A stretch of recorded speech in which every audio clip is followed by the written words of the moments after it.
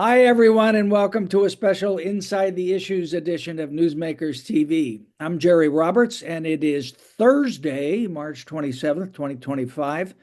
And today we've invited two very special guests to discuss the latest in the ongoing controversy at Santa Barbara City Hall over renovictions and the right to return. As every school child knows, the record of disputes between landlords and tenants dates back to cuneiform tablets from ancient Mesopotamia. That's 6,000 years for you keeping score at home. The modern rise of renters' rights began with the 1934 Federal Housing Act, and the legal power of tenants in disputes with property owners over issues like evictions and rent control has increased considerably in the century that's followed. The latest manifestation of this historic economic and political conflict now emerges at Santa Barbara City Hall, where a reshaped city council is on the verge of passing a so called right to return ordinance to be voted on next month. The measure would allow tenants to return to their unit after a property owner makes major repairs or renovations at no more than a 10% increase in the original rent they were paying. The proposal's drawn a lot of heat, if somewhat less light. So, to dig into the substance of the policy, I'm delighted to welcome to the program two very smart folks who are steeped in the arguments and the nuances. City Council member Meagan Harmon, who supports the ordinance, represents the city's District 6, including much of downtown. She was first appointed in 2019 to an open seat and elected to a 5-year term in 2021. Brian Johnson, who opposes the ordinance, is Chief Executive Officer of the Santa Barbara Association of Realtors. He came to the post after a 20-year career in commercial real estate and management. Thank you both so much for taking the time to speak with newsmakers today. Um, for those who may not be as familiar with the details of the renoviction issue, I wanted to start with a step back, if I could, and just ask you briefly a broader but related question. We hear the phrase housing crisis thrown around a lot. And I just want to ask you, Ms. Harmon, let's start with you. Does the city of Santa Barbara have a housing crisis? And if so, what is its most urgent priority? Oh gosh. Well, first, thank you. Thank you for having me, Jerry. Thank you for having this conversation. And I'm super excited to be here and debate this with you. Yes, I think there's broad agreement that we have a housing crisis. And I think one of the things that has been really notable to me over the last year, maybe 2 years, is there's a lot more that we agree on with regard to this housing issue than we disagree on. There is certainly a housing crisis. What is our most urgent priority? Look, I don't think that we should approach tackling this crisis from a point of view of we can only do one thing, right? We have to walk and be able to chew gum at the same time. We've got to figure out how to put in place housing policy that will facilitate development of the kind of units that we need in this city, while also protecting the here and now. We got to plan for the future and protect what we have today. And I really believe that as a city, we can do both of those things. And that's part of what this return cap amendment is aimed at doing. All right. Brian, what's your take on that? Well, let me start by thank you for having me here today. And yeah, I don't think it, or at least I don't hope it's going to be much of a debate because I do believe, like Meagan said, there's a lot that we agree on. So yes, definitely the city of Santa Barbara has a housing crisis. And I agree with her that we need to, look at multiple prongs of an approach to attacking it. But I think that one of the things that we do need to focus on is not focus on rent control or measures like that, but really focus on supply. The urgent priority is increasing our housing production at all income levels. We need to address restrictive zoning, lengthy permitting processes, and the NIMBY opposition that all contributes to a severe shortage. Rent control does nothing to build new housing, it discourages it. If we're about solving the crisis, we really need to streamline our processes, incentivize development, and remove barriers to building more homes. Just in the last 25 years, I think we've had maybe about 2,500, 2,700 new units built. But in the 25 years before that, it was more on the line, along the lines of 12,000. So we really need to focus on finding that lost supply and catching up. All right. Yeah, Megan, let sorry. me just follow up on it. Since you both agree there's a housing crisis. But Megan, I thought the key word in what Brian just said was but.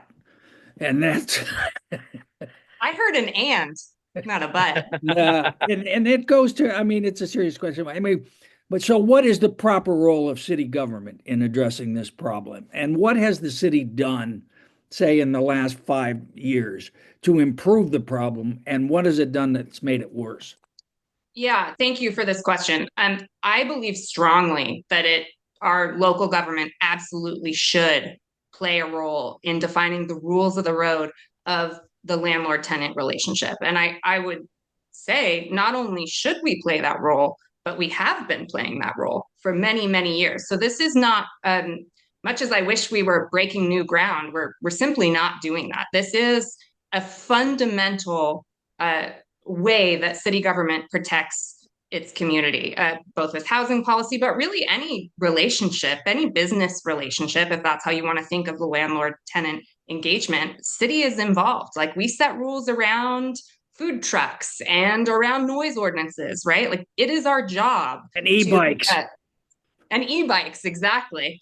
So I would say yes. I mean, there are different philosophies of government, and I fully respect that some folks think government should deregulate and get out of the way of everything. But it's not a coherent position, in my view, to say we should get out of the way in the landlord-tenant arena, but let's definitely be engaged in and involved in every other business transaction. So I think there's some tension there. But yes, we should be all in.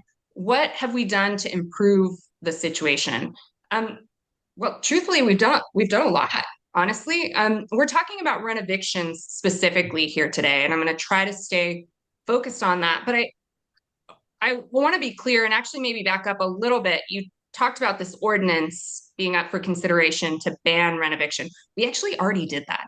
So back last year, the council voted to include this concept I of don't think I renoviction. said that, but go ahead. Yeah, in our just cause ordinance, the council voted 6-1 to say that renoviction is not good in our community. Renoviction is not allowed here. And that one no vote was me, because I didn't think that the ordinance went far enough. But I bring that up just to say that was an important step. And there was unanimity around the fact that this phenomenon of renoviction is, maybe it's a small problem, but it punches way above its weight in terms of community impact. There is unanimity from Randy to Oscar on the ideological spectrum that this should be disallowed in the community. So what we're really talking about here, and this is getting to where have we failed? I believe that we failed to give this this rule the tools that it needed to be effective. We have to have a return cap. If you don't have that, I mean, I said this from the dais, it's a loophole so big you can drive a truck All right, through it. I want to get to that for our next question. I want to really dig into what the details of that are. But Brian, you heard Ms. Harmon say that city government has been a greatly benevolent force in this entire issue, and I assume you could only agree with her on that. I have to say she really should give herself a pat on the back for everything that the city has Oh, done. she does. Ouch. Somebody's got to, Brian, okay? No, and the city does play a huge role in providing for the safety and protection, and they have a lot of rules and regulations in place now. And I think what would really help is to focus on those rules and regulations that we put into place and really work on educating and helping the tenants that are having the issues now, not on trying to institute more and more and more where we're trying to legislate to death. Now, I do want to give some kudos to the city for the proper role that they have played in addressing some of the problems in our housing crisis. You know, the recent move toward streamlining accessory dwelling units is a step in the right direction. Efforts to repurpose underutilized commercial space, and then the number of units that the city owns through the Housing Authority and the Section 8 program, where they provide units or vouchers. where I think that that's something that, could be looked at. I know there's recent news about Section 8, but I think that there's also ways where looking at helping with affordability that way versus trying to legislate it across all units. So where a restricted right to return and the other so-called protections don't address the housing crisis, it's regulating one individual's rent at the expense of long-term solutions. We're really sort of sacrificing, for the here and now. We're sacrificing the future for the here and now, and we can't do that. So, all right. Let me ask you both, if you would just, in simple terms, say, well, what's in this right of return policy? What does it do, and how do you think it would improve or worsen the housing crisis? You want me to take this one Yes, please. to start? Okay. You're the Yes. So, advocate, right? You're the sorry, one. I said you're the advocate. You're the one that wants this, right? Brian and I, everything we say, I mean, with a couple, I guess, probably key exceptions, right? We're Like so this, like aligned. this, what we're talking about right now. With this one exception, everything he's saying, I'm like nodding along with. All right. So what is it? The question was, what is it that we're doing, and how does it help or hurt? Is Yeah. that okay? So we have the just cause eviction ordinance. That ordinance lays out what are the just reasons for evicting a tenant and what reasons are not allowed, such that you have to pay some fee to effectuate that eviction. Last year, again, we voted virtually unanimously to include renoviction in this ordinance. And essentially what happens is if you want to do a full gut renovation of your unit and that unit is occupied, you have to give the tenant a right of first refusal. So when you're done with the renovation, you have to offer them the right to return to this space, amongst some other things, but that's kind of the key, this ROFR, this right of first refusal. Now, what happens and what we've seen happening is that when this gut renovation is done, what was a naturally occurring, or often was a naturally occurring affordable unit, becomes a luxury unit. So the right of first refusal is pretty meaningless. So if you go from having a mid-market or below market rent to being offered a return that's at 2, 3, 4, or more times the rent that you were paying, the offer to return is not worth the paper that it's written on. It's a constructive eviction. So what we are considering amending is a couple things, but that's really the big one. It's the return cap, saying when you make that offer to the tenant, the existing tenant, it's not a separate tenancy, it's a continuous tenancy. When you say you can move back in, we want to institute a cap so that you can't have 2, 3, 4, 5 times the previous rent, and thereby effectuate an eviction, sort of circumventing the rules. And it's that return cap, along with questions around a third-party contractor confirming that work indeed needs to be done to the degree that you say it is. A couple of other sort of around the edges issues, but that cap, I think, is really the biggest issue that will be debated. So, Brian, what's the problem with it? Why is it a bad policy? Well, it's going to worsen the crisis by making rental housing even riskier and more costly for property owners. The policy is going to limit property rights. It's going to make it harder for landlords to improve housing stock, renovate properties, or change rental structures when necessary. It's going to create disincentives for investment in rental housing, leading to more of the units being sold off or converted into owner-occupied units, further shrinking the rental supply. If you worry about the corporate takeover of rental housing, this is really going to contribute to it. And, we've seen similar policies in San Francisco and Los Angeles have discouraged new rental housing development and have led to worsening affordability issues. And if property owners can't control who lives in their units after making improvements, they may choose not to invest or maintain the properties at all. So a better solution would be to incentivize new construction, make rental housing ownership more attractive, not less. In every other industry, when a product or a service is upgraded, the price reflects that. But when a landlord renovates a unit, spending tens or hundreds of thousands of dollars, they're told they can only raise the rent by a token amount. That's like expecting a newly remodeled restaurant to serve you at the old prices. It doesn't make economic sense. Yeah. And Here, can I just Megan, what respond? about that? I mean, how do you expect people to upgrade their properties if they can't raise the rent? Well, first of all, habitability is required under state law, and every landlord I know is deeply committed to ensuring that their units remain habitable for the tenants. So I want to make that very, very clear from the start. I would say Brian's right in a sense that it does disincentivize total gut renovations when a unit is occupied. But there's no limitation when a unit becomes unoccupied from doing that huge renovation and bringing the unit up to market and making it luxury. But yeah, I think it does say that, hey, look, we do not incentivize or we do not want to prioritize that kind of gut renovation when a unit is occupied. And I just have to make the point. Flipping older, naturally occurring affordable housing is not a good thing for our community. And conflating development issues with this issue, a very specific, nuanced issue around renovation, is really just that. It's a conflation. Flips of occupied housing only realize value when they get rid of the longstanding tenant. There is opportunity to do that renovation. It just needs to come in the appropriate life cycle of the unit. And I would also add that I think it is a bit of a perverse incentive that exists right now.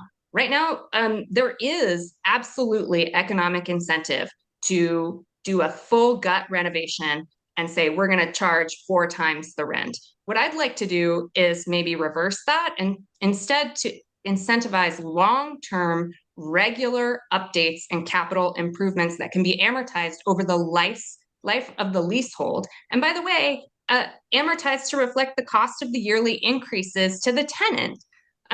So I think it's a bit, frankly, and I say this so respectfully, Brian, you know how much I appreciate you and your organization and I have done great things together in the past and will continue to, but it's kind of a red herring, honestly. This isn't a price control. We should have this conversation about price control separately, but that's not what we're talking about here. And if I could make one more quick point, Jerry, I see you're telling me to be quiet, but I'm just gonna go forth. I can see it in your eyes. That would be a first. So, in doing some research about this in advance of April 8th and back when I was thinking about it last year, I came across one example that I think is super illustrative and important for us to keep in mind, specifically as it pertains to this point that it'll discourage investment in our community. You guys all know about Core Spaces and the Isla Vista debacle.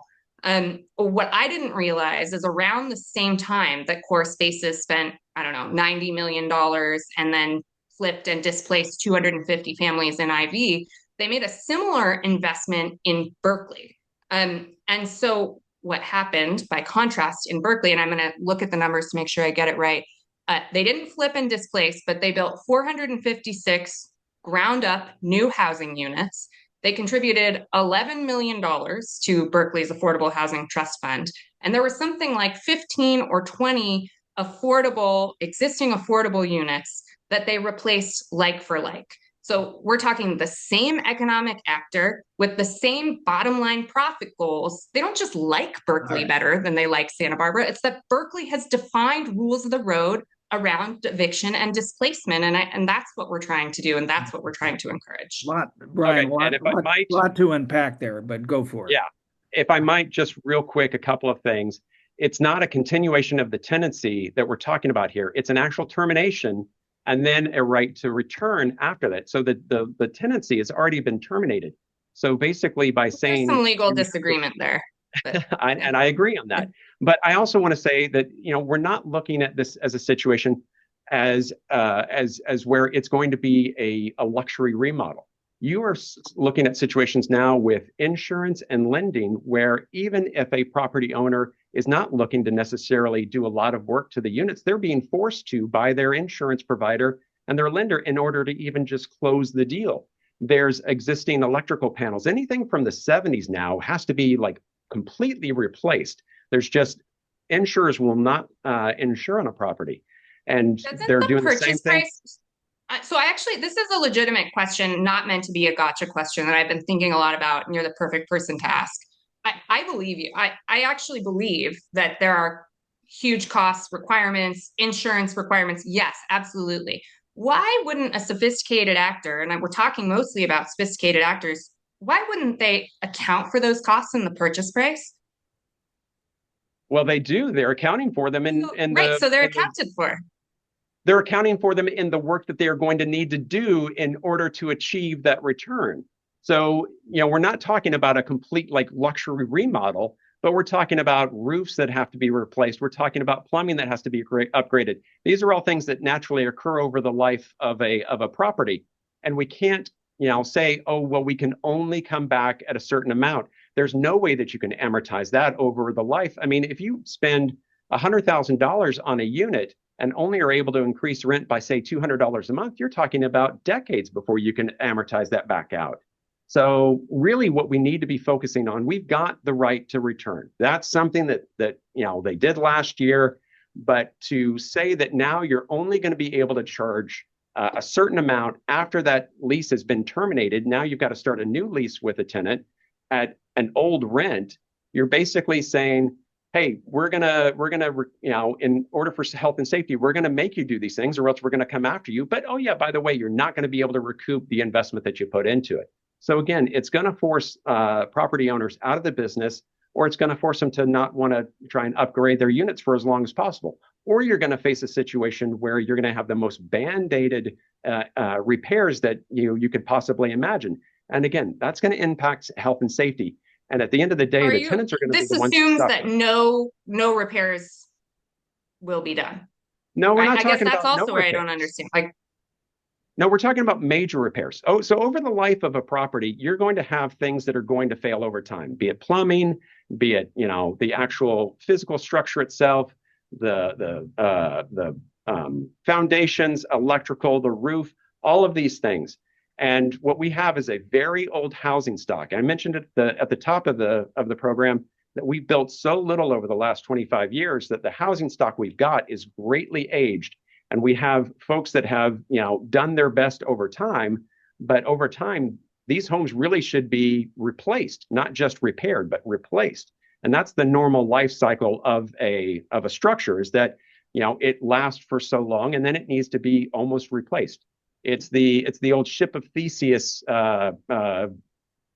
philosophical argument. If you go and replace, every little bit of a ship over time, is anything of the original ship remaining? I'm probably getting that wrong, but we really have to think about the process of you're almost having to replace these properties over a certain amount of time, and then to only say, well, you can only budget in so much money to recoup that. It's really not going to make it worthwhile. And so you'll see folks exit the market. Folks will pull rentals off the market. They'll exit the business altogether, or they'll sell to corporations who know how to, no matter how many rules you put into place, they know how to work the system and they'll get around it.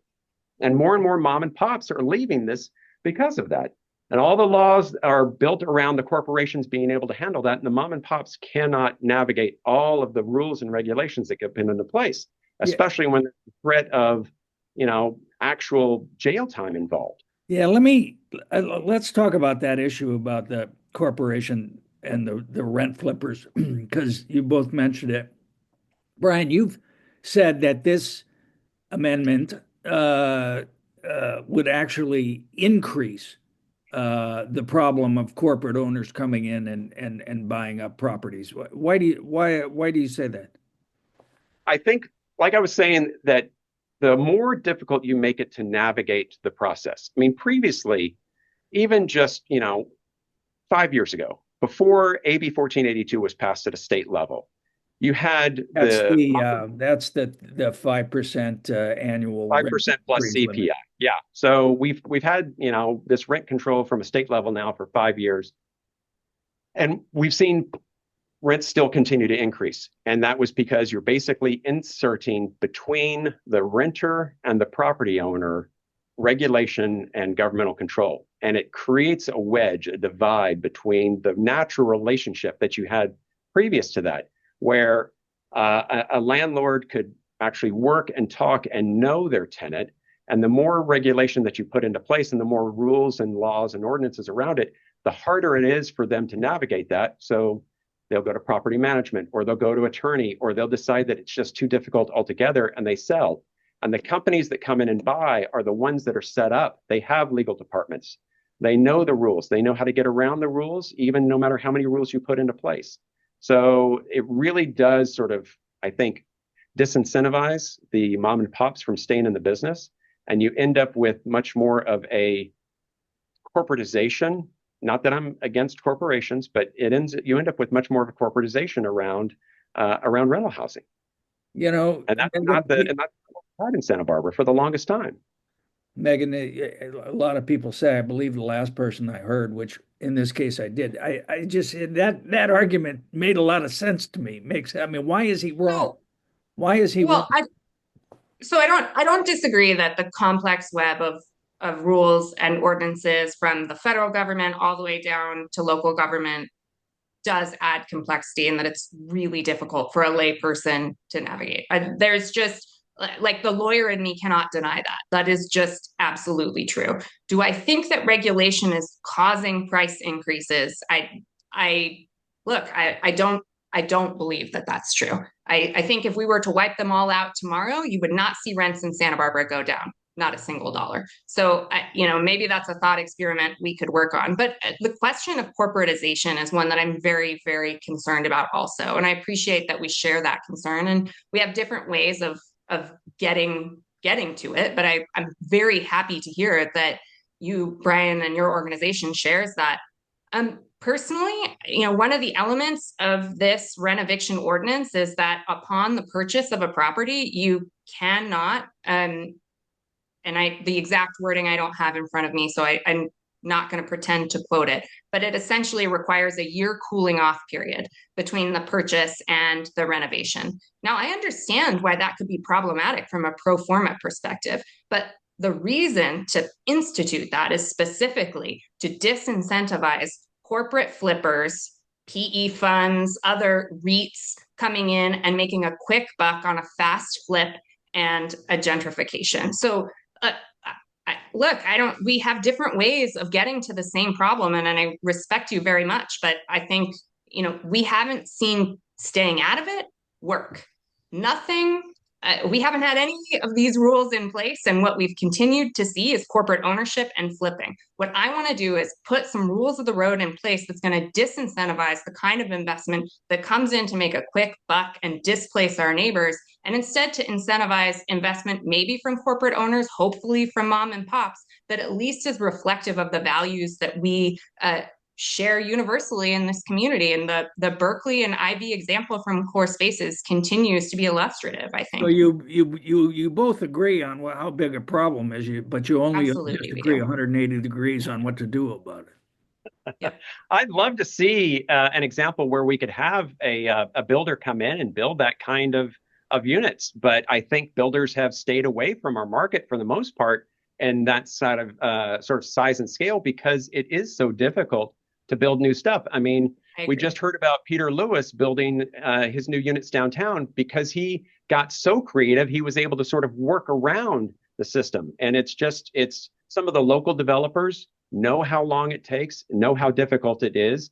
I was involved in a previous job with building some mixed use, and our partner in that did a great job, but it took a long time to get that done. And we were trying to bend over backwards to do everything we can to keep existing structures on site, and to add for creative ways of handling parking and everything like that. But if we're going to add additional layers, like, having a third-party contractor come in and put their license on the line saying you have to move out, I'm not sure you're going to be able to find those types of individuals. And that's going to make it even tougher. And then the year cooling off period, I think that there is some potential for a legal challenge to that. Plus, I think that that's going to end up impacting a lot of sales because, again, lenders and insurers both will state that they are going to want certain work to be done in a certain amount of time from the time of a close of escrow. So if those escrows can't close and those properties can't sell, and then the existing owners don't have the funds to actually do that work, you're just going to see the quality, go worse and worse on those older structures. All right. Well, I'll circle back to where you started on that, Jerry, if you don't mind, just briefly, I mean, I think I said this at the top of the hour. I so agree with you. We have to couple, I mean, let's set to the side your disagreement about these stabilization efforts, but yes, they have to be coupled with meaningful reform around our development processes. I strongly How's believe that coming? How's that coming not along? not well, honestly. But part of the problem, and here's where I struggle, and I'd love, maybe Brian, we can put our heads together. And I worked with a lot of your folks on some various other matters in previous years, but we make a change, for example, to our AUD policy aimed specifically at making it easier, more financially efficient to build housing in Santa Barbara. Oh, I don't see those changes on the street, as it were, for 5, 10 years, positive or negative. Like housing policy takes a long time as it pertains to development, it takes a long time to be effectuated. And I'm here looking at the community as we have it today and wondering what's going to be left in 5, 10 years if I wait that long to see if my AUD changes are effective. Again, I'm repeating myself, but I want to stop the bleeding today while we work on the cure. These stabilization efforts are triage. They are 100% triage. And we've got to also do the work that you're talking about, putting in place meaningful development reforms that actually get to the heart of the problem. So I, look forward to our joint efforts on that because we're very much in alignment. All right. Well, we're running out of time, and you've both been so generous with your time. I greatly appreciate it. But I do want to say, I mean, elections have consequences, and this one last November had a lot of consequences with Wendy Santa Maria defeating Alejandro Gutierrez, which flipped the vote, the likely vote on this from 3-4 to 4-3. Meagan, let me ask you first. Some of your colleagues asked for a delay on this because they said there's simply not enough data for them to make an intelligent choice. They're really voting on feelings here. How do you respond? Oh man. Well, I went back and watched the hearing from January where that conversation came up, and man, a sorry Mike Jordan. I was so grumpy with him about this data question, and I so have to give him a little shout out there. What data are folks looking for? I I don't I don't know. I don't know. I can't get a clear answer from them on. Are they looking for data around how big of a problem rent eviction is? Okay, that's legitimate. That's a legitimate question. We don't have a rental registry, which would give us really a full answer. And it's difficult. Eviction in general is one of the hardest problems to pin down. It's sort of a silent, in a lot of ways, challenge in community for our community because when people are evicted, they're gone most often. The numbers I have, the numbers that I've seen, and we can all take them with a grain of salt. I think they're lower than they should be. It comes from the Santa Barbara Tenants Union and also from the work that Legal Aid is doing, is that 161 families are known to those organizations since 2023 to have been impacted by rent eviction specifically. There's 43 currently still fighting their rent eviction. So that's data, whether one chooses to believe it or not. And then the other piece of data that I would throw out is $1 million. $1 million is the cost of building a capital A affordable unit in the city of Santa Barbara. While I believe strongly that we need development reforms, there's simply no way to build our way out of this problem. We need a multifaceted approach that's going to preserve naturally occurring affordable housing. Are these going to be the fanciest units in town? No, I'm sitting in one right now. They certainly are not, but they're a vital component of our housing stock, and we need rules like the return cap to disincentivize the kind of investment that encourages flipping and gentrification and instead encourages measured, regular upkeep over the life of a tenancy year after year. The benefits of protecting affordable, naturally occurring housing stock that are below market are simply hard to overstate. And if we don't do it, I don't know that there's a path forward to solving this crisis. Brian, have you seen data that supports the position that this is a major problem that needs fixing immediately, or what kind of data are you relying on in this argument, which from your perspective is an economic argument, but now has become a political one? We're going to do it because we can. the easiest of all political arguments to make for Ms. Harmon and others. Well, I won't go into that too much, but I will say that I haven't seen any economic evidence that rent control or other extreme tenant protections improve housing affordability long term. Nothing that they've done has lowered the cost of housing. And in fact, economic studies tend to show that that makes the problem worse. So you've got study after study showing the impacts of rent control in cities like San Francisco and New York. It decreases the rental housing supply. A National Bureau of Economic Research found that strict rent control policies discourage new construction and reduce housing quality. Even the California Legislative Analyst's Office reported that rent control benefits only a small group of tenants in the short term, but worsens affordability for everyone else by reducing supply. And that's the problem, is that these efforts are blankets and they don't really focus on the ones that need it the most. They end up impacting everybody, whether you need the help or not. So if the goal is long-term affordability, I hear you. We've got to make sure that we are all talking about the same thing. I think we should have a conversation about rent stabilization, and we can have a separate hour to do that. That's not what we're talking about. Like, this is a form of rent precision. Control. Sorry? It's a form of rent control. It is. In a very limited, specific circumstance. It's not a blanket. I mean, the argument there like the Trump White House trying to explain these tapes, it's like, okay, that's a bridge too far, Jerry. Okay, that's a bridge too far. Let's not go there. Let's not go there. But thank you, Brian. If the goal is long-term, no, I'm nothing if not timely. I'm just Jerry and I were joking about this off camera on the email on a group chat about it, actually. If the goal is long-term affordability, then expanding supply through incentives, not just necessarily construction, but incentives and zoning reform and density bonuses and out-of-the-box thinking. Let's work on all the programs that we can, but let's not say, oh, it's going to take us, a certain number of years to see the impact of new construction, because if we don't go forward with it, if we don't really focus on it, then we're going to have the same numbers that we've always had.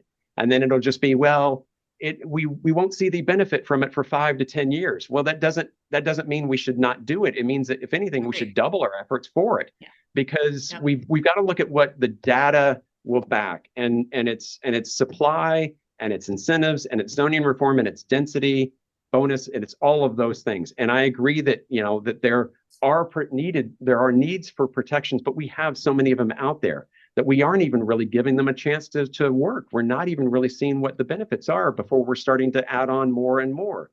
Right now, we had the right to return brought in last year. Now it's going to be a right to return with a rent cap, with a need for a cooling off period, with a need for a third-party independent contractor to put their license on the line, saying that it needs to be done anyway. And that's really something that the city should be able to point to and say, yes, that work is needed to be done. And once that comes along, what's going to be next? Is it going to be a complete rent cap across the board? And will we start to look at trying to control prices on single family homes? I worry that, when everything looks like I'm getting the analogy wrong, but we have one tool and it's a hammer. And so everything looks like a nail. And we really need to be focusing on everything and let the protections that we have put into place actually work. And let's focus on making sure that they work. If there are people that are complaining that they've been, evicted because of unnecessary renovations, let's look at that. Were those real? Or were there really circumstances behind that don't necessarily meet the definition of it? So I'm all for working together on these things, but let's just make sure that we don't go too far on it. All right. We got to get out of here, but I do want just a bit of news. I'm interested in each of your reaction. The 215 Bath Street renovation, which is kind of at the center of this whole dispute. There was a legal action filed against the operator, and that was settled this week. And I can't have, I only read Josh's story, but I can't for the life of me tell what happened, who won, who lost. But what's your reaction to how that came out, Megan? So you're gonna hate this answer, but legally, I really can't comment on it. Oh yeah, that's right. Finally, I get out of saying something, you know? Brian, what do you think? Didn't you Oh, think it was a terrible abuse of the city's legal powers, fueled by Miss Harmon? Writing the briefs in the background. Just kidding, I'm not. That was a joke. I think that the more that we can do to work together as property owner, as tenant, as city, as private developer, as a community organization looking to try and provide homeownership and housing opportunities for as many people as we possibly can. I think that we can avoid the situations where we start to get in, where it's the pointing the finger, making villains. I think that, there's probably plenty of things that could have gone differently in this whole process that would have made things a lot better overall. I don't think anyone escapes out of this without having some damage done to themselves, and without bearing some responsibility for it. So I think the more that we can do to have conversations openly and collaborate to live together, Together. the better off we will be. And I think that something like what we've done today with you, Jerry, and Megan, I think that we need more of that. So I appreciate it. Well, thank you for that. And thank you both so much for taking the time. I greatly appreciate it. City Council member Meagan Harmon, Brian Johnson, CEO of the Santa Barbara Association of Realtors. And thank you all for watching. And we will be see you next time on Newsmakers. Thanks again. Appreciate you. Thanks, everybody.